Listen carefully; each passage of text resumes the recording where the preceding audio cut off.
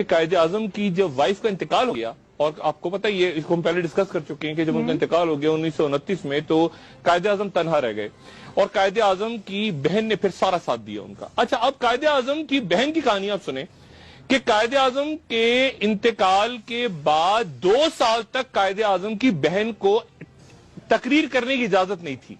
Public में वो तकरीर नहीं कर सकती थी। उनपे हुकूमत ने बैन लगाया हुआ था फातिमा जिना पे, जिनको मादरे मिलत कहते हैं। और तीसरी बरसी पे उनको रेडियो पाकिस्तान में कहा गया कि आप इनको तकरीर करने की इजाजत दे दें। और जब तकरीर उन्होंने शुरू की तो तकरीर के उस हिस्से पे जब वो आई, जब उन्होंने कहा कि मेरे भाई को एम्बुलेंस नहीं दी गई और प्रॉपर और उस वक्त पे इंतकाल हो गया मेरे भाई, उस हिस्से पे आई तो रेडियो पाकिस्तान में उनकी तकरीर कट गई। अब 1947 में पाकिस्तान बना और 1948 में कायदे आजम का हम जानते हैं कि ट्यूबरक्लोसिस या तिब्बत से उनका इंतकाल हो गया।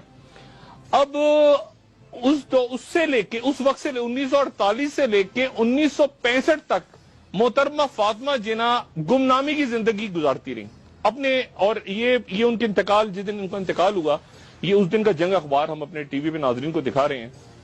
और उस दिन हंगामे भी फूट पड़े और आग लगा दी लोगों ने और लाखों लोग थे। और ये उस दिन के अखबारात की मैं फुटेज आपको दिखा रहा हूं, जिस दिन फातिमा जिना का इंतकाल हुआ। और उनका इंतकाल इस तरह से हुआ कि रात के वक्त अचानक ऐलान किया गया कि फातिमा जिना को दिल का दौरा पड़ा है और वो इंतकाल कर गई हैं।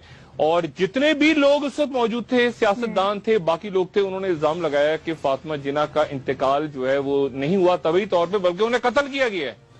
ये इल्जाम लगाया गया कि उन्हें कत्ल कर दिया गया। और ये फिर जंग अखबार में आपको दिखा रहा हूं, 1972 का जंग अखबार, जिसमें ये खबर है कि बाकायदा अदालत ने एक पिटीशन मंजूर कर ली और उस पिटीशन में ये लिखा हुआ है, ये हमारा अदालत ही नहीं हमारी तारीख है, उस पिटीशन में लिखा हुआ है कि मोहतरमा फातिमा जिना को के आखिरी दीदार की इजाजत नहीं दी हुकूमत वक्त ने।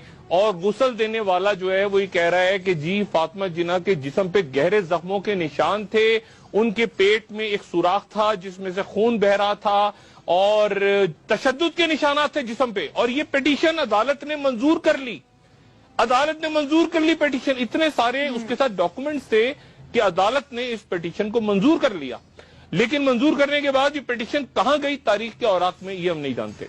ये मैं बात आपको बता रहा हूं, मादरे मिल्लत फातिमा जिना के साथ हमने क्या किया।